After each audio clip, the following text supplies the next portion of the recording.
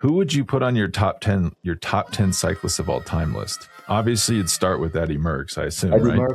Merckx. Sean Kelly is, in the PCS ranking, he's number 2. I'm definitely going to put Lance in there. There's nobody who has won 7 tours, no matter what everybody says. He's won those races, and to do that seven times in a row is almost impossible. It's almost impossible. He's also won a world championship. Classics. Bernard Hinault for sure. Yeah, in there. Pogacar is in there. Then just before the generation Pogacar, I'll also put Alejandro Valverde in there. Whoa, I like that. Yeah. Everybody, welcome back to the Move Plus. I'm Spencer Martin. I'm here with Johan Bruyneel. We are doing our weekly show where we go through the news of the week in professional cycling. A little bit different episode this week because we have the opening Classics weekend coming up with Omloop. Not Omloop Het Nieuwsblad anymore, just Omloop Nieuwsblad and on Saturday, and then Kuurne-Brussels-Kuurne on Sunday. It's kind of the traditional opening of the, you'd say, real season, even though we've actually had some pretty good racing over the last few weeks. And then we'll talk about maybe a few news items, but we're shifting from our off-season news breakdown into the breaking down of the racing during the season. And then on Fridays, starting before Strade Bianche, we'll go into our pure race prediction show on Fridays. But this week, it's a little bit of a hybrid, a little bit of prediction, a little bit of news, a little bit of preview. But Johan, we thought we were getting a showdown between Wout van Aert and Mathieu van der Poel at Omloop tomorrow, but you called me with some news, some devastating news in my family. Wout van Aert was sick and would not be participating. So now we have Mathieu van der Poel in his first ever career start at this weekend, going not up against, but perhaps helping his teammate Jasper Philipsen, and then going up against Visma, duo of Christophe Laporte, Matthew Brennan, Tom Pidcock, Paul Magnier, Biniam Girmay, Arnaud Delis, and then the defending champion, Soren Wolkenskold from Uno X. But what are you looking for out of this opening weekend? And do you think this is going to tell us anything about how the Classics will play out, or is this just kind of a fun prelude into the season? Yeah, well, Spencer, typically in Belgium, and as a Belgian, we always say, the season starts with Omloop het Volk, which was the old name. Het Volk was the newspaper, which is now het Nieuwsblad. Anyway, Omloop het Nieuwsblad or Omloop Nieuwsblad, that's the real start of the season. At least it's the real start of the Spring Classics. And you can feel it in the media in Belgium. The build-up towards this race is crazy.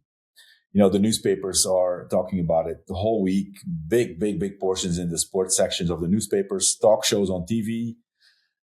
It's really something special in Belgium.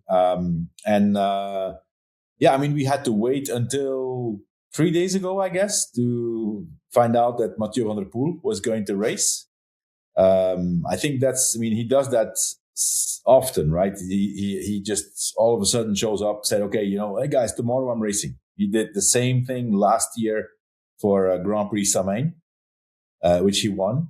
And now I think on Wednesday he decided that he would do Omloop het Nieuwsblad.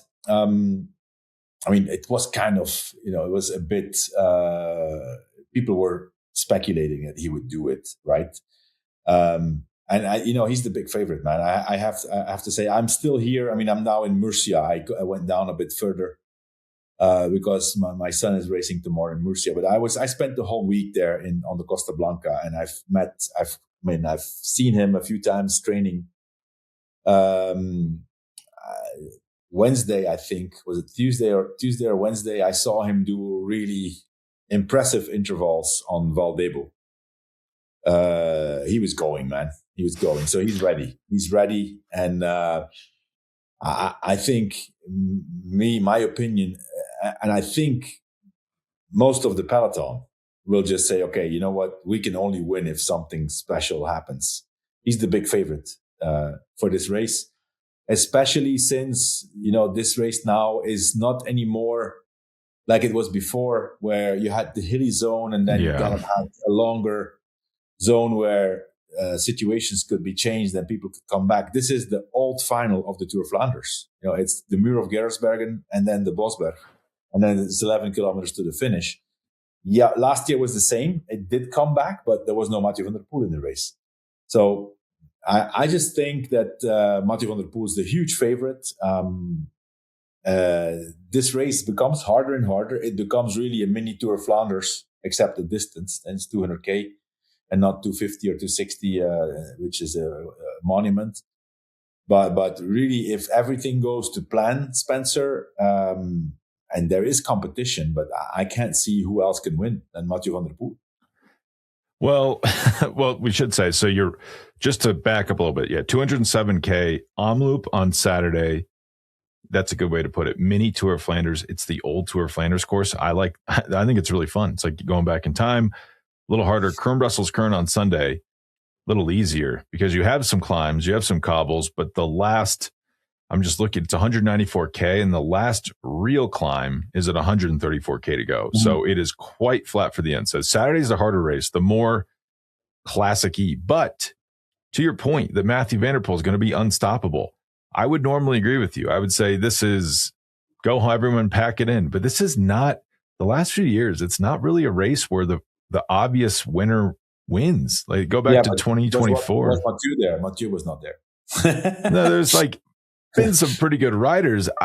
I mean, he's good, but the thing is, Van der Poel, I don't want us to forget, when he shows up ready to win, he's very hard to stop, but he often shows up and does not win. If he's not in race winning mode, he won't win. It's not unheard of. I think one of the scenarios, Spencer, is that he goes too early and runs out of fuel, which has happened already in the past with Mathieu. But the way these guys, especially if you look at the two big engines, like huge engines, is Mathieu van der Poel and Tadej Pogačar, both on their specific terrain.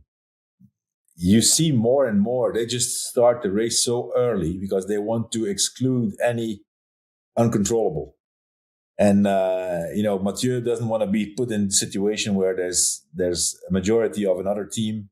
So if he starts to go early, then it's 6 or 7 guys all by themselves.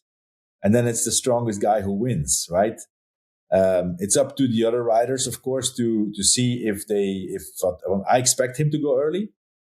On one of those, whatever climb it is, there's actually a new part now in the course. There's a climb called the Eikenberg, which is cobbled. It's quite long, and they do that loop twice. So this race is becoming harder and harder, which is more to the advantage of a rider as Van der Poel, who, by the way, also has a very strong team around him.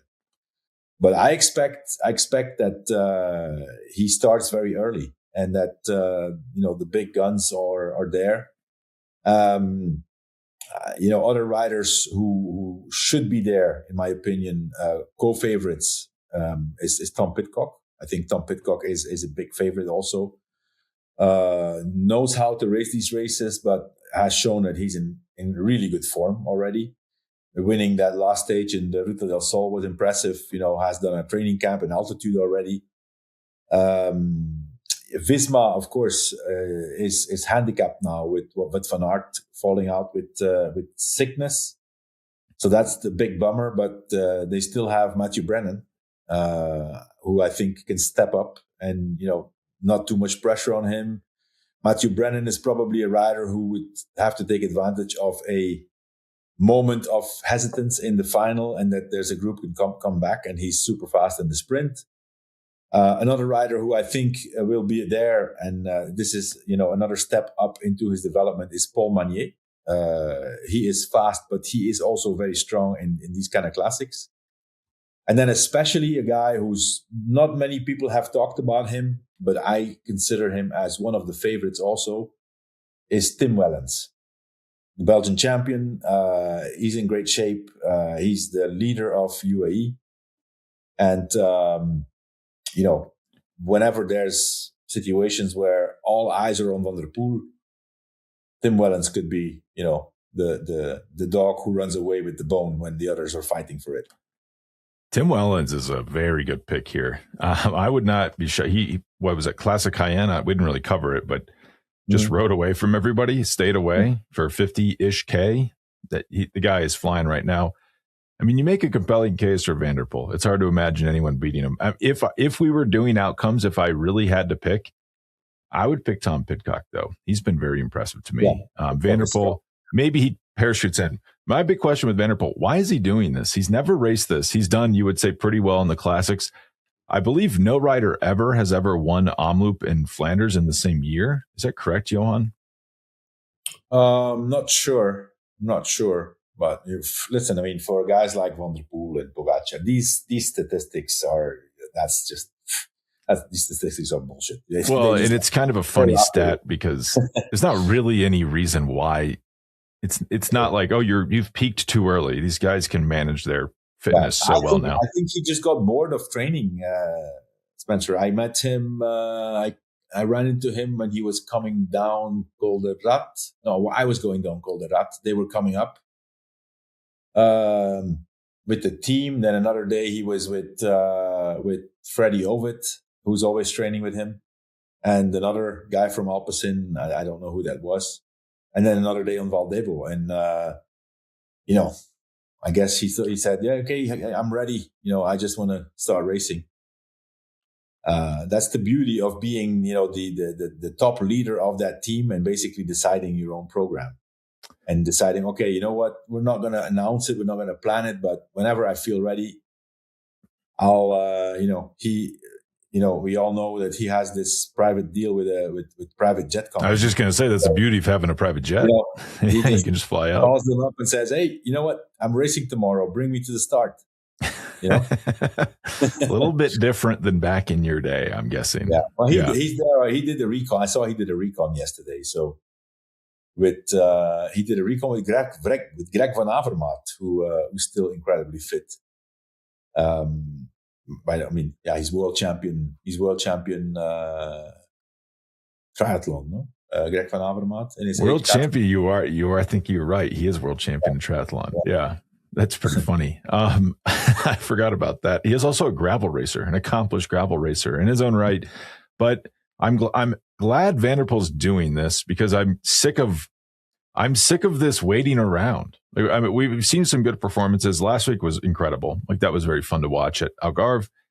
We just got to get these big guys out there racing. What are we doing, folks? So it's good. Van der Poel's coming in. You make a compelling case that he's going to rip up the Bosberg. And it's still a long way to the finish, though. It's from the Bosberg.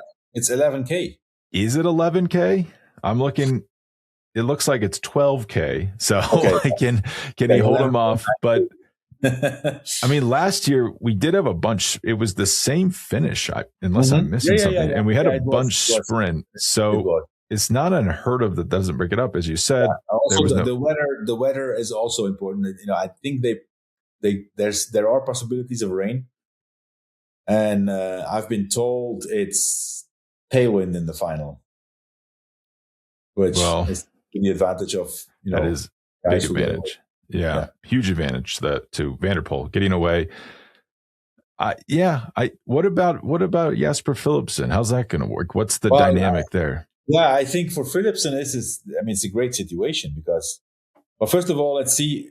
We haven't seen anything from Jasper Philipsen yet. I mean, he's not been present in the sprints where he should have been present in Algarve.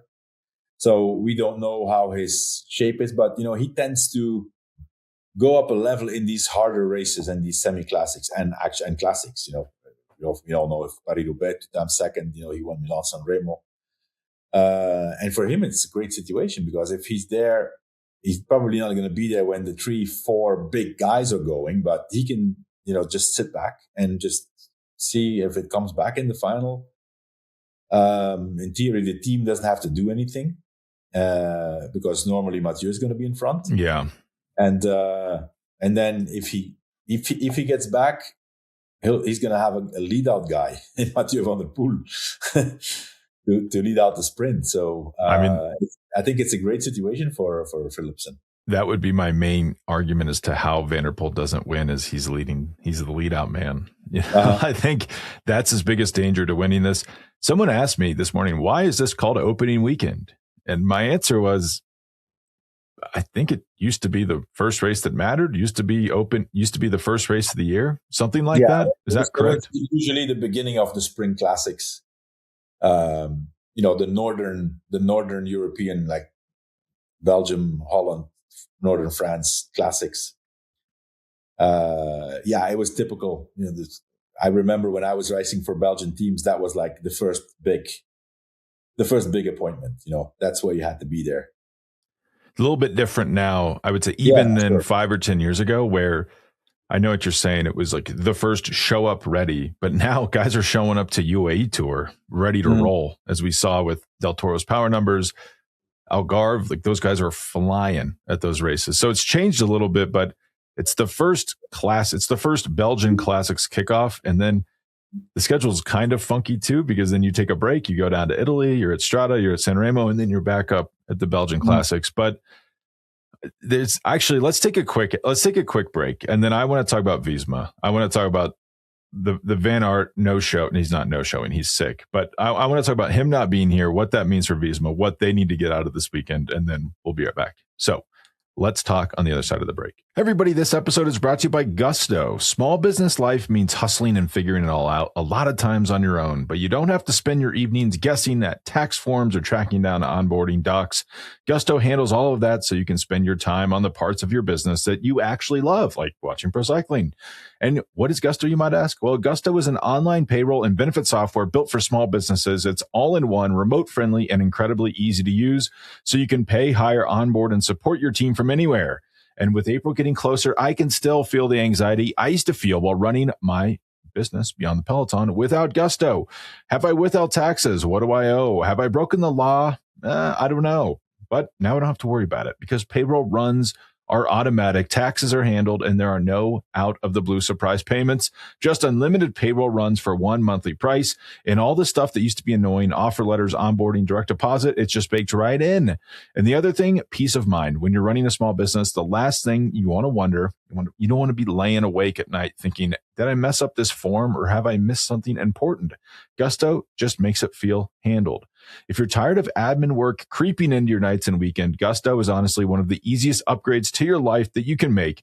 So try Gusto today at gusto.com/themove and get 3 months free when you run your first payroll. That's 3 months free of free payroll at gusto.com/themove, gusto.com/themove. Hey everybody, this episode is brought to you by Rougiet. Here's something most doctors know that most men never talk about. Stress from work, money, and family doesn't just disappear at night. It follows you into the bedroom. You can be lying next to the person you've loved for years, and suddenly your mind will not let your body do what it has always done naturally. For situations like that, doctors look for treatments that help both the brain and the body. That's where Rougiet Ready comes in. Unlike Viagra and Cialis, Rougiet Ready is a next-generation prescription treatment designed to help prime your brain for arousal and increase blood flow. It combines 3 clinically proven ingredients and 1 mint that dissolves under your tongue so it absorbs fast. Most men are ready in about 15 minutes so you can stay present, confident, and in control when the moment is right. Over 150,000 men have already made the switch to Rougiet. Rougiet connects you with a board-certified doctor online, and your treatment gets shipped discreetly to your door. For a limited time only, head to rougiet.com/themove to get 15% off your order. That's RUGIET.com/themove to get 15% off your order. Rougiet.com/themove. Okay, Johan, so you called me yesterday with the bad news. Wout van Aert's not racing. I'm going to be honest. I never bought that he was racing in the first place. This felt really. I didn't have a good reason. I'm just like, is he? It's not that far after his broken ankle and surgery, but apparently he was doing great, and he's only missing this due to illness. Yeah, and he'll get over that illness presumably, but that is 2 disruptions more than you would want with a classic season this competitive. Am I off base thinking that? Well, listen. I mean, it's not gonna compromise his build up towards Flanders and Roubaix. But it would have been nice for him to be at the start. I mean, listen, if it was on his schedule, it's because he thought he was ready. It is still mind blowing to think that he had this crash in the cyclocross, had an ankle fracture, had surgery. There's a screw in there, and 4 or 5 days later he was on the home trainer, and the week after he was training on the road. By the way, it seems like we're seeing the same thing with Mats Pedersen. If you remember, Mats Pedersen crashed in the first stage of Tour of Valencia, broke his collarbone on one side and his arm on the other side, I think. Mm-hmm. Been spotted training in Mallorca already, and not just easy coffee rides, like going full gas. So these guys are special, right? They recover very quickly. So I think Van Aert was ready to race, and he was definitely going to be a factor in the race. Now the illness, it is definitely the time of the year that people get sick. He did spend a lot of time on Sierra Nevada indoor, right? Which is also not great. I mean, if you're all the time indoor, there's a lot more flying around that you inhale than if you're outside all the time. Yeah.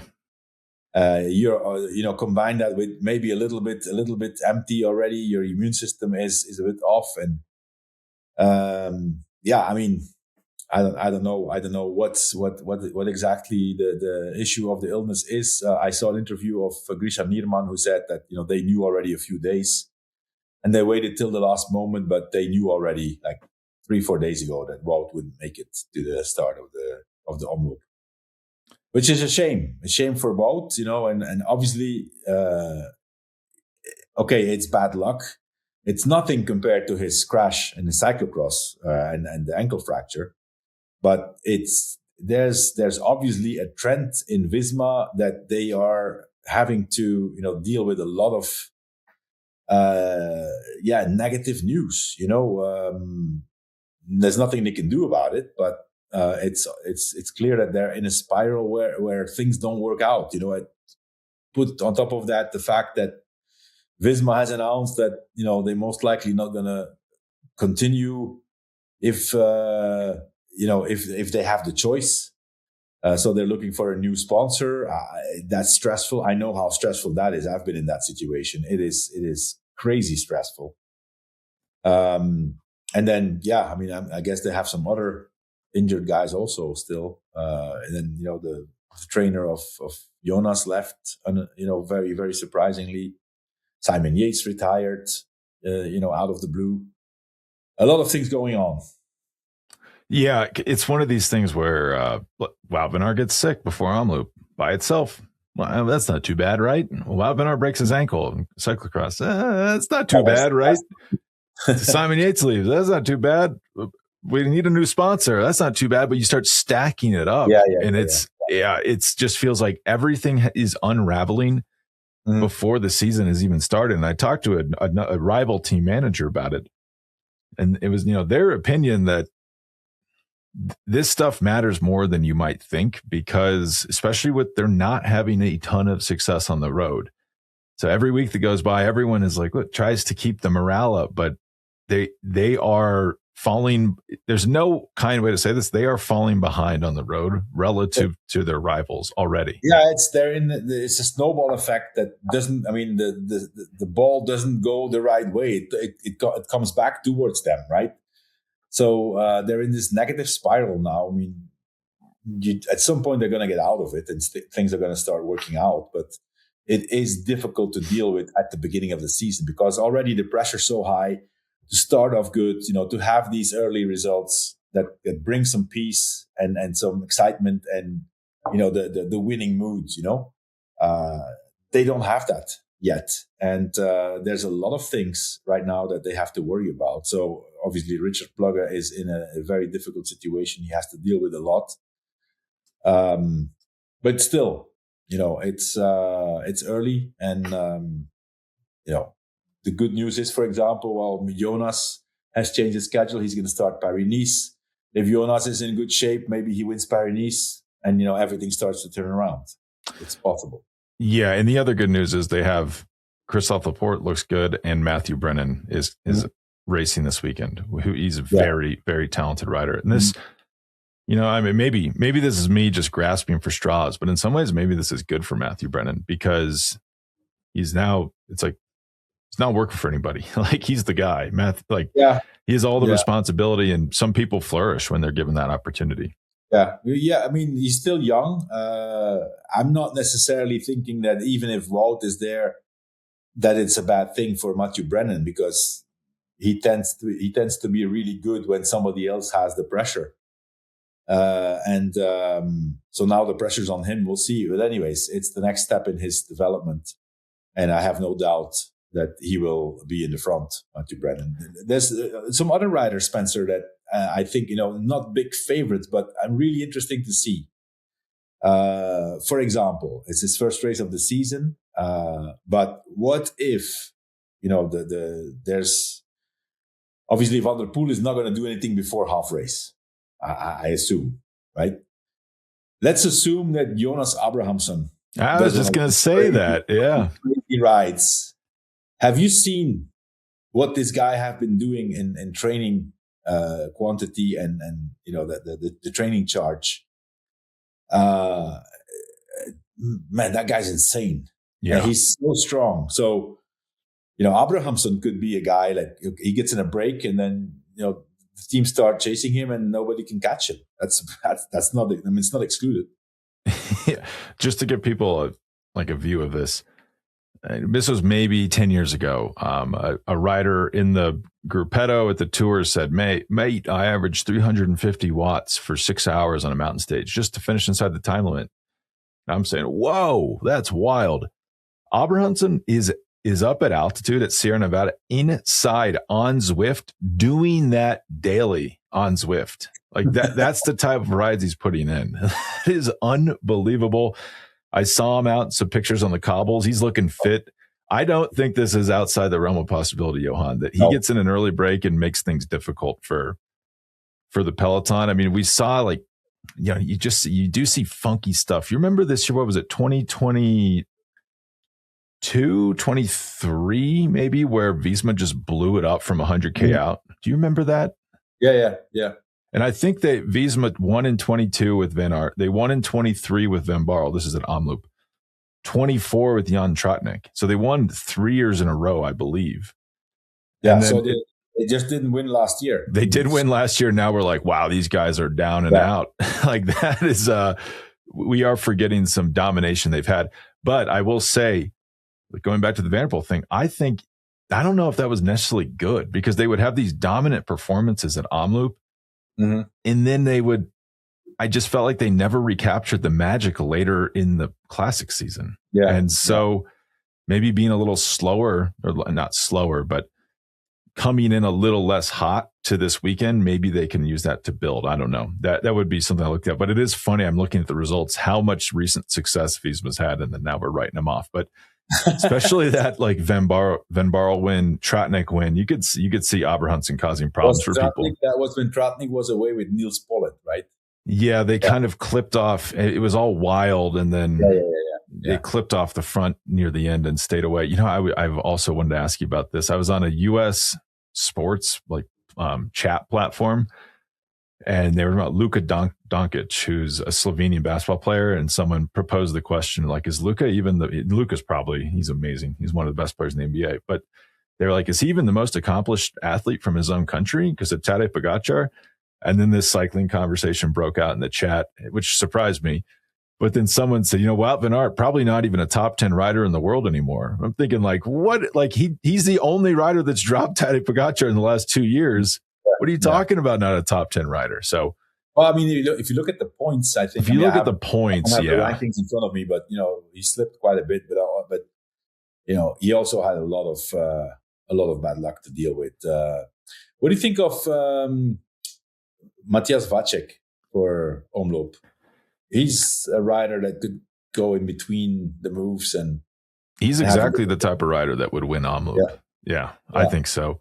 And then another rider who I like, Spencer, and sometimes it comes out of, if he wouldn't come out of nowhere, because he's already been good this year, is Sam Watson. Oh, I had just had him circled. Now I can't say him, but yeah, Sam Watson on Ineos, I think. Yeah. I think these are the guys. I'm curious though to see Tom Pidcock. Pidcock is a strange one. You would say, he's kind of transformed more towards, a rider for Liège and stage races. but he can do this. He can ride this, and he's motivated. So, and he's actually one of those super talented riders. Like he did, he's has something special that not a lot of other riders have. You could say Van der Poel, Pogacar, Evenepoel, like the super talented. Pidcock is one of them. He's special. Yeah. So yeah, I could see him rival with Mathieu. Well, he on the Wout thing. Pidcock's another rider where his results do not match his class, so to say. Yeah. I mean, someone was telling me, like, if you watch Sanremo closely, you can tell Pogacar is not as good of a descender as Pidcock. It's like, that's true. And also, Pidcock might be the best descender of all time. Like, he is, with the things he can do on a bike, it's unbelievable, mind-boggling. Someone else I'm curious to watch, Fred Wright. It's Pidcock's teammate now, Pinarello Q36.5. I think he was 9th at Roubaix last year, if I'm like... Yeah, but, with all the respect for Fred Wright, he's not in that category of these huge engines. He's a good racer, and he's smart, and, he's fast, and he can win races. But I think a lot would need to happen, and a lot of these bigger engines would need to fail for Fred Wright to have a chance to win. Well, we're going to do some historical reading. These are just the winners between 2013 and 2015. Luca Paolini, Ian Stannard, 2021, Davide Ballerini. I mean, it's not always the big engine that wins this race at Omloop. It is definitely the oddball. It's the oddball classic, which is why it's fun. I do tend to get to Flanders, and if you ask me, gun to my head, who won Omloop, sometimes I couldn't tell you, but it's a fun race, unpredictable race. A lot of I'm surprised looking at the start list. It's the first we're going to see from a lot of these riders. It's like people coming out of hibernation, even though the season started 2 months ago, essentially. Do you want to take a quick break and then talk about who you like for Kuurne-Brussels-Kuurne? Yeah. I think Omloop is probably the bigger race. It's the World Tour race. Kuurne is a .pro race, but it's still a big, prestigious race. This episode is brought to you by Rag & Bone. You used to have to choose between jeans that look great and jeans that actually lasted. With Rag & Bone Infused Denim, you finally get both. Rag & Bone Infused offers a range of fits tailored for any style and occasion, from slim and straight to athletic and relaxed. Infused Denim is a wardrobe staple that pairs perfectly with any outfit in whatever fit you prefer. I recently got a pair of Rag & Bone infused jeans, and I've got to tell you, I'm officially obsessed. I went with the athletic fit in a dark indigo wash, and the first time I put them on, I was blown away. They felt broken in immediately, stretched where you need them, structure where it matters. They move with you. I literally forgot I was wearing jeans. I was panicked. Do I have pants on? I don't know. That's how comfortable they are. And in fact, this is the highest bar you can reach as any piece of clothing. I've worn them on long haul flights, which I used to think was impossible with jeans. It's the one thing I would never do. Now I'm wearing them. Boom, I'm off the plane. I look good right away because I got my Rag & Bone jeans on. And the color is unreal. Rag & Bone uses proprietary 8-step overdye process, so the wash has real depth to it. I've already had someone ask me where I got them. They look sharp enough for dinner, but I can throw on a tee and sneakers, and they work all weekend. For 20 years, they've been obsessed with making jeans that get better over time, and they can feel quality right away. It's time to upgrade your denim with Rag & Bone. For a limited time, our listeners get 20% off their entire order with code THEMOVE at ragandbone.com. That's 20% off rag-bone.com with promo code THEMOVE. When they ask you where you heard about them, please say us to support the show. All right, let's get back into it. Okay, Johan, so Kuurne-Brussels-Kuurne on Sunday, 195 kilometers. As I said, some climbing, but it stops long before the finish. Tends to be more of a sprinter's race, like recently won by Jasper Philipsen in 2025, Wout van Aert in 2024. Wout van Aert pretty good at this weekend, huh? He's won both Omloop and Kuurne multiple times, or on multiple different occasions.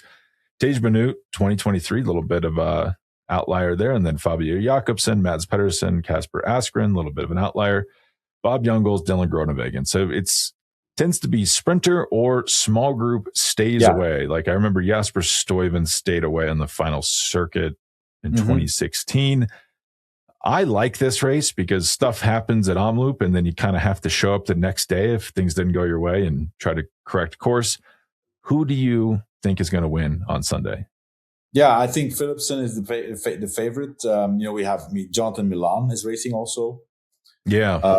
He's not typically that kind of rider, but I think he's in great shape.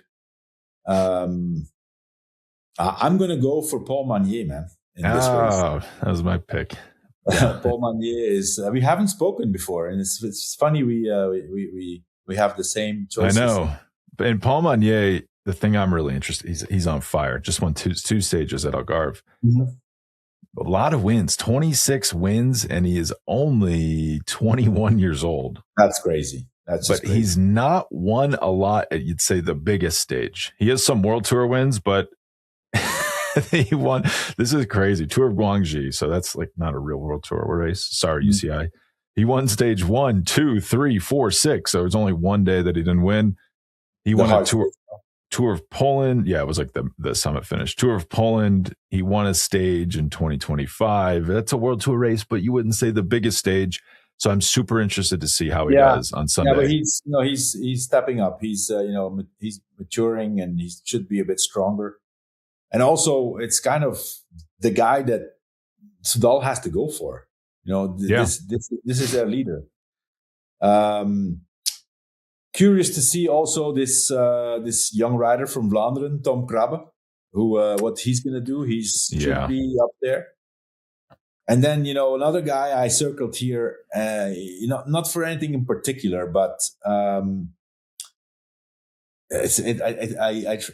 it's strange that he's not doing Omloop, but he does do Kuurne. Is Jakob Söderqvist. I've heard that in Algarve, this guy was impressively strong from within the bunch. I've heard people, who raced with him and said, "Wow, there's something else. There's some power there." So he could, in theory, get away. Although I think he's been put in the team to lead out the sprint for Milan. Otherwise, that's why I say I don't understand why he's not racing Omloop. So for that's a weird combination. Normally, if you did one, you would do Omloop, and then you skip Kuurne. I actually don't. It's a very rare. It's like when you do the reverse double play in baseball. This is odd, but I mean, this is definitely. I mean, I think the reasoning behind it is, they get him in the race. Whatever needs to be done in the final to bring something back, he's going to be there. Yeah. And if he doesn't need to bring anything back, he can do the lead out. I got to say, I'm not normally that pumped for Kuurne. I'm very excited for this because I want to see lead outs in Kuurne. Spencer, sorry to interrupt. It's very different than a lead out in a stage race. Yeah. You're leading out against a bunch of dead bodies after a classic like this. There's not that top speed anymore. So Söderqvist is obviously a great choice to be with Milan. I think Milan has his work cut out to be there in the final. Well, I was just going to say, I'm very excited to see Milan sprint because he looked so good at UAE Tour. He has his work cut out for him, but this is a man who's podiumed against Wevelgem, which is a harder race. So I think he has a lot of classics potential. He's a very good climber. So I'm curious to see how he does. It's obviously not as straightforward as a 6-lane highway sprint at UAE Tour when it's kind of a foregone conclusion, but I'm really excited to see how this plays out. Also, someone we've not mentioned, I believe, is Biniam Girmay. How do you think he's going to do? He should be okay. Especially in Kuurne. I think Omloop's too hard. That's a bit, unless it's kind of regroups in the end. It's always a possibility. But for Kuurne, Biniam is going to be there, I think. Yes, I agree. I think Saturday's too hard. Sunday, but man, it's like a little sprint world championship we got here. Some strong sprinters showing up, which of course means it won't be a sprint, that someone's going to stay away and win. Perhaps Jakob, like you mentioned. But I'm trying to think of any other things we've not mentioned about these races. I mean, the big question is, does success at this weekend tell us who is going to be successful later in the classic season. What do you think there's a correlation there? Spencer, but it's not a guarantee. It's I'm just checking the weather here, Saturday and Sunday. No. Like this is my hometown of Isegem, but Kuurne it's literally 10 kilometers away. It's going to be real classics weather. It's 10 degrees, 80% chance of rain, and winds around 25 kilometers per hour. Oof. Well, actually, and then if I look at the detail, they could be lucky, but it's going to be windy. So 25 kilometers per hour. That's windy enough to make it a really hard race.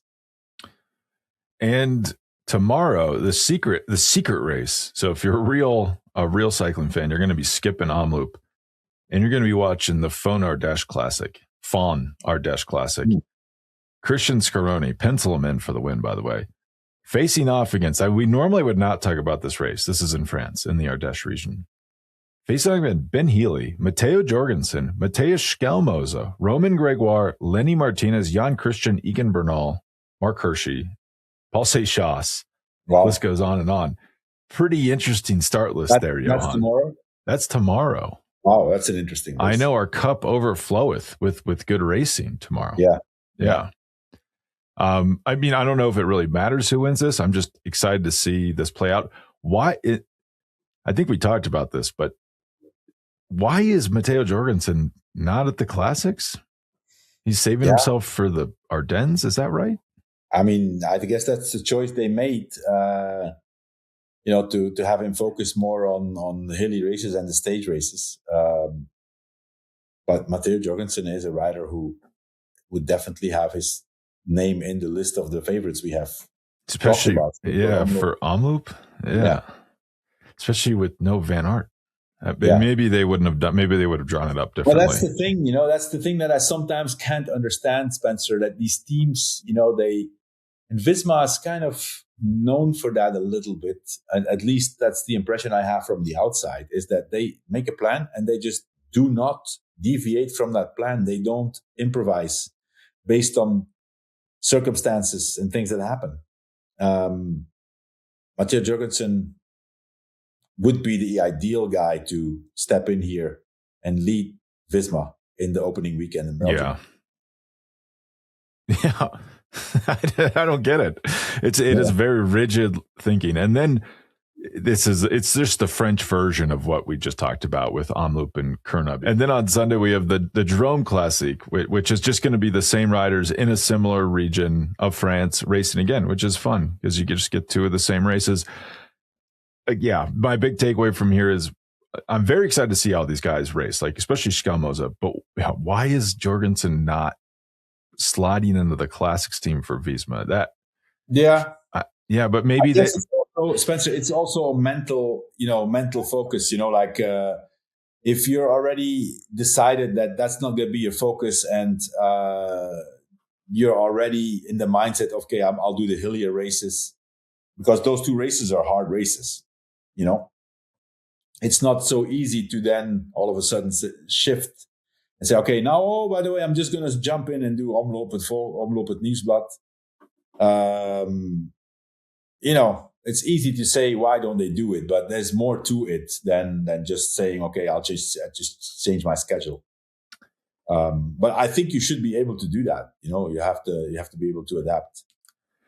Yeah, I mean that's a very reasonable take. It is. It's harder in real life than it is just sitting here saying stuff. But you're going to undermine our entire show if you keep pointing that out. That doing things in real life is harder than this.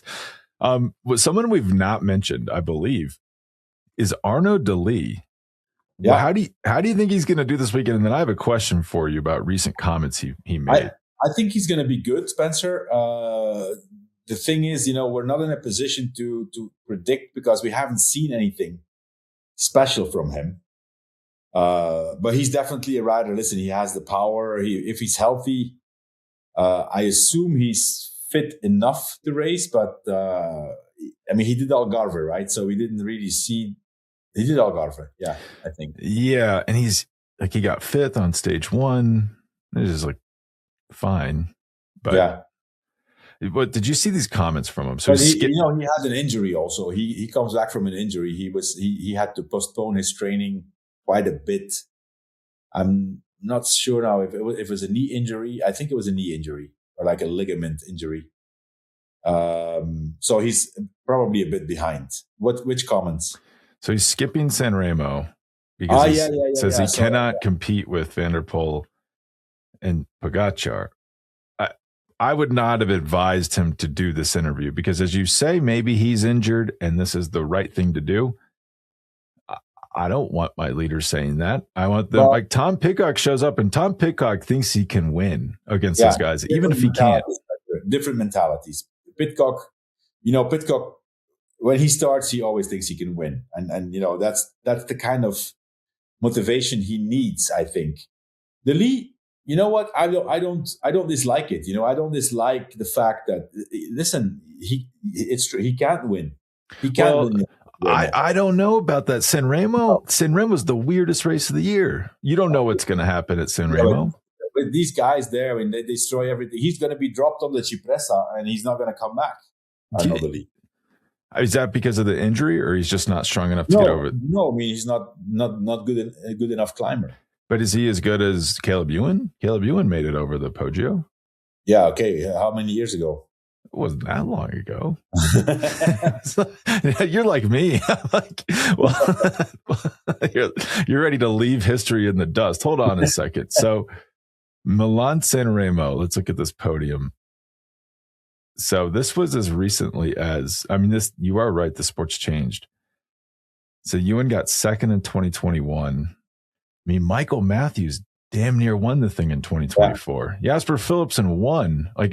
Is Philipsen a better climber than Arnaud Delis? I think he's more of I would say, it's 300K. Milan Sanremo. It's different, Yeah.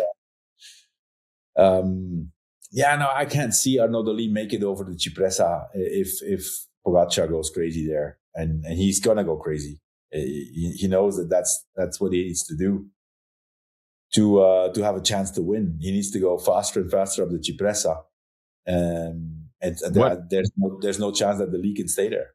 But what happens when? I love how we're just now doing outcomes for Sanremo. What happens? Let's say Pogačar goes all out up the Cipressa.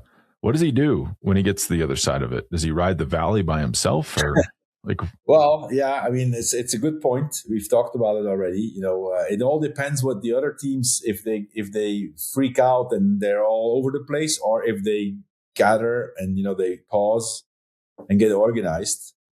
They're gonna get him back. They're gonna get Pogačar back. Yeah. The thing is that usually when Pogačar goes, it's Van der Poel and Pidcock maybe and Ghana who are there. Nobody else is there. So these guys are not going to sit on. They're going to collaborate. Do you think so? Yeah, I think so.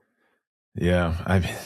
If I'm Pogačar, that's why Sanremo, I think, has turned into the best race of the year because do you collaborate and then you have to drop Van der Poel on the Poggio? Well, Spencer, I think you saw the images also on social media. Pogačar training on the Poggio behind the motorbike, flying up that thing. Like the guy who took the video, he had almost no time to get it with him. It looks like a car. Like that's how fast he's going up this thing. So we know he's taking it seriously, very seriously. And on the other hand, Milan Sanremo is also a race where a lot of things can happen. So. We'll see. But anyways, that's still far out. Let's get through the opening weekend first in Belgium, and then we'll see where.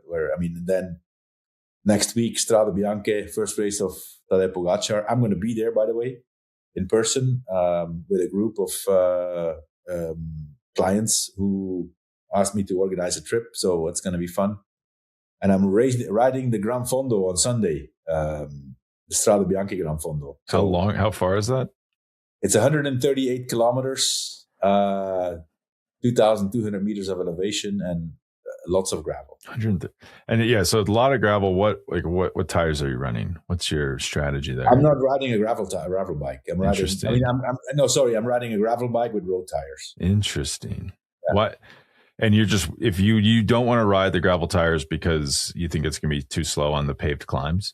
Spencer, at my age, I need every single advantage I can get. You know, I mean, there's plenty of riders, plenty of people in the Gran Fondo who's going to ride gravel bikes, and it's perfectly fine. But I just need a little bit more speed on the non-gravel sections. It's funny. I am of the mind that I am so much faster on the gravel sections on the gravel bike. I usually would rather take the hit, but I was riding a gravel bike during the the Tour de France last year when I was staying on a mountaintop in a ski resort and we were doing the show in a valley, and I would just ride home every day on the gravel tires, and I switched halfway through the tour. I was like, I can't do this anymore, and I had to put the road tires on. So I know what you mean. Sometimes you need a little extra speed. You can really feel those things slowing you down at a certain point. Yeah. And also the gravel sections in Strada Bianca, it's not real gravel, it's fine dust. Yeah. It's a lot more. I mean, you could perfectly do it with road tires. That's not a problem. And this is just next weekend, is it? Is next that weekend, right? Yeah. Wow, a week from Saturday. And then that's Pogacar's start of the season. It's Pogacar, Del Toro, Pidcock, Van Aert, hopefully Ben Healy. So I'm pumped for that. Here's that. Before we go, here is not really a question, just suggestion of the week. So people probably saw Apple bought the Lance Armstrong movie with starring Austin Butler. Who's going to play everybody else is the question. Someone wrote in and saying, just de-age Liam Neeson with AI, and he plays a young Johan Bruyneel. I think that could be it right there. I have no idea, Spencer. I have no. You have no idea who Liam Neeson is? Yeah. I don't know. Oh, you know who's? Yeah. Well, he's also Irish. That could be. There's some hurdles there that maybe would be too hard to overcome. Oh, the Irish. I mean, I went out with one of the greatest of all times. He's Irish, Sean Kelly. I rode again with him this week and last weekend and this week, and yeah, he's very nice. And a group of Irish cyclotourists. There's only a few Irish, how we call them, like David Walsh and Paul Kimmage. Those two. I don't like these people, but they don't like me either. So whatever. No comment. I did grow up thinking Ireland was a huge cycling country because Sean Kelly, Stephen Roach, all the journalists are Irish. I was like, what happened there? How did this cluster of people get so into cycling from Ireland? Someone was asking me, they want to do a list, 100 best cyclists of all time. And harder than you think, we're starting with the top 10. Who would you put on your top 10 cyclists of all time list? Obviously, you'd start with Eddie Merckx, I assume, Eddie right? Merckx. Sean Kelly is, in the PCS ranking, he's number 2. I'm definitely going to put Lance in there. There's nobody who has won 7 tours, no matter what everybody says. He's won those races, and to do that seven times in a row is almost impossible. It's almost impossible. He also won a world championship. Classics. So Bernard Hinault for sure. Yeah, Bernard in there. Pogacar's in there. Then just before the generation Pogacar, I'll also put Alejandro Valverde in there. Whoa, I like that. Yeah, for sure. And then. Then you start to get to some tough decisions because you have Hinault, and then who else would you do from that era of stage racers or right before? Well, from Hinault, who I also want to put in there is Francesco Moser. Moser. I like that. Yeah, who was actually I missed him. I missed him. I would have loved to have a coffee with him. He was also riding here on the Costa Blanca with a group of Italian business people. In Pro Cycling Stats ranking 3rd of all time, by the way. Eddie Merckx, Sean Kelly, Francesco Moser. If you look at his palmares, it's pretty impressive. 3 times Roubaix, won the Giro, world champion. I mean, you name it. You know, he was incredible. World hour record holder. Legend. He's like he looks like he's like an impressive athlete too. Just Yeah, when you look at him, you don't see a lot of cyclists like that.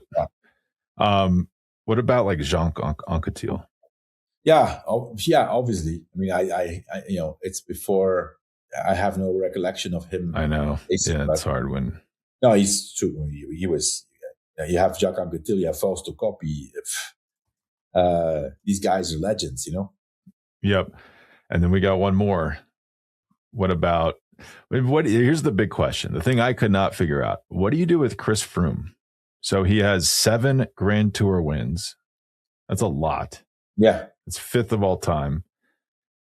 You got what, 4 Tour de France? 4 tours, 2 Vueltas, and 1 Giro. And then that's all impressive. Almost no one-day success to speak of. To me, that's where it gets really difficult. Yeah. Yeah. It's just. What's happening with Chris Froome, by the way? I mean, it's odd. He's not retired. I mean, no. I mean, the thing, he's obviously retired, but I cannot understand why he didn't make an announcement. That's I think he's looking for a ride. Sorry? I think he's looking for a ride on a team. Oh, I don't think so. I'd say if this is it, it's one of the weirdest retirements I've ever seen. Yeah, I mean, listen, I have no information, but you know, I mean, his palmarès is impressive, you know, and we all know what changed, you know, after that accident in the Dauphiné. It was, you know, game over basically. He could never come back from that, you know, and it's understandable, but I struggle to you know, like, why has he not made an announcement? I think he can't. I don't think he's ready for the closure. I think so too. I think he still likes it so much that he doesn't want to quit. But yeah, I mean, I'm just came up now, but I don't know what's happening there. What do you do with someone like Roger de Vlaeminck, 11 monument wins? Oh yeah. Roger's probably would be. His is what's crazy. With Roger is, I mean, what I find really sad, you know, I mean, obviously I seen Roger race as a kid. You know, he was always there. He was super unfortunate to have had Eddy Merckx cross his path. But many times he was the only guy who could follow Eddy Merckx. And he was an incredible racer, more a one-day racer than anything else, although he did win Tirreno Adriatico and he did win Tour of Switzerland. But, you know, never won a Grand Tour, was never close to winning a Grand Tour. But man, lately, his interviews, man, in Belgium, it's something else. It is so sad to see. I don't know why nobody protects Roger from giving interviews. I mean, obviously, some of the media, they jump on it because they know Roger's going to say stuff. I know. That makes noise, but it's sad to see, like, you know, I would have loved to race against Pogacar. I would have beaten him. You know, he would never have been able to drop me, and I would have beaten him in the sprint. Or then criticizing Van der Poel, saying, yeah, Van der Poel's not the greatest cyclocross guy of all times. My brother was, because the competition. I mean, the competition was nothing back in the days. You know, it's not Mathieu's fault that he's so much above everybody else. Listen, Mathieu van der Poel is definitely by far the best cyclocross rider of all time, plus a bunch of other disciplines where he's the best. It's not even close. Also, if you just look at the pure numbers, this is going to be controversial. No other rider in history has had as much cobbled success as he's had with his few starts, if that makes sense. Like, it's not even close.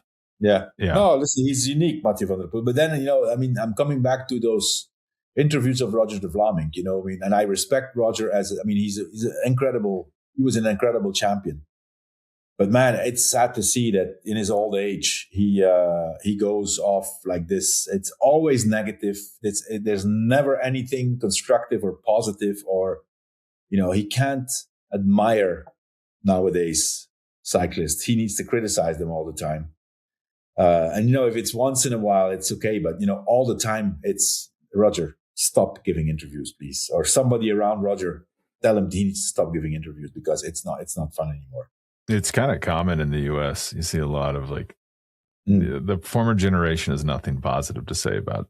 Like every NBA player that's retired is just like saying that type of stuff. It is so much more difficult now to be at the top in cycling than back in Roger's days. And he was a great champion, but the competition is 10 times bigger nowadays than back in his day. Well, and the obvious hole in his argument is, so you would just sit on Pogacar's wheel and not get dropped. What happened at the 1975 Giro? There was 3 riders of that race that were faster than Pogacar is now. Like, why didn't you hold their wheels and drop them? Like, well, he was not a stage racer. That's why he goes, I was so much better. I was so much better. No, you were not. You never won a Grand Tour. You'd never been on a podium in a Grand Tour. You were a great cyclist, but you were not the greatest, and just accept it. That's it.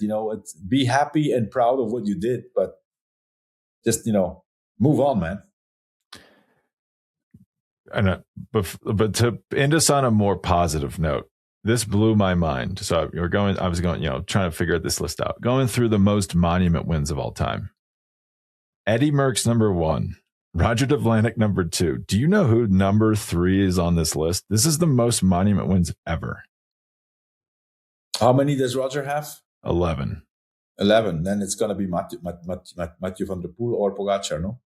Tadej Pogacar. No. 3rd all time. Yeah. Unbelievable. He's 27 years old. Yeah. That's unbelievable. Van der Poel actually 2 behind him. Pogacar's winning monuments at such a rate, we forgot they weren't tied. Like they were tied. Like I just last time I checked, what happened? So man, that is unbelievable. Yeah, Van der Poel's he's 8th of all time. Okay, and he's been racing monuments for 4 years or whatever. Didn't he start in 2021? Who? Tadej? Van der Poel. Oh. I think the first monument he did was that Flanders where he was like on the sidewalk and he crashed and then finished 4th. Yeah, and that wasn't that long ago. And I think that's his worst cobbled result ever, is that 4th place, which is unbelievable. Yeah. Good rider, Mathieu van der Poel. Probably will win on Saturday, and that's our pick, and that's our show. Anything else to add, Johan? That's it. Let's see tomorrow what happens. All right. Well, I'm excited for the kickoff of the year, and then we're into it. You'll be at Strada. We'll be doing a show right after that, and then we're into San Remo. But great talking to you, and we will talk on Monday to talk about the races. Thanks, Spencer. Bye. Speak soon.